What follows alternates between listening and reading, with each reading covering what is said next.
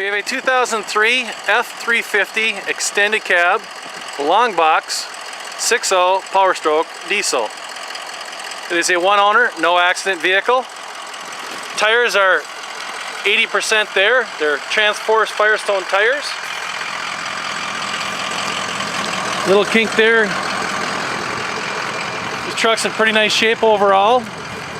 It has a fifth wheel mount in the back. Chrome kit in the bottom. Chrome running boards. Chrome wheels. XLT package. The interior is in nice shape. Seats in good shape. In the back, passenger side, there's a little spot on the carpet. Show you right there. That's the only negative on this truck. There's no lights on the dash. Air conditioning blows ice cold air. Has a brake controller. Has 119,000 miles on it.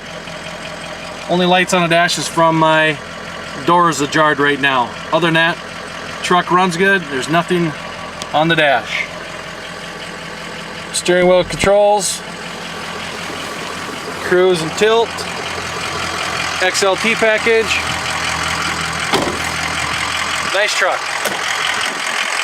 If you have any questions regarding this truck, please call Wayne at 763-242-9496.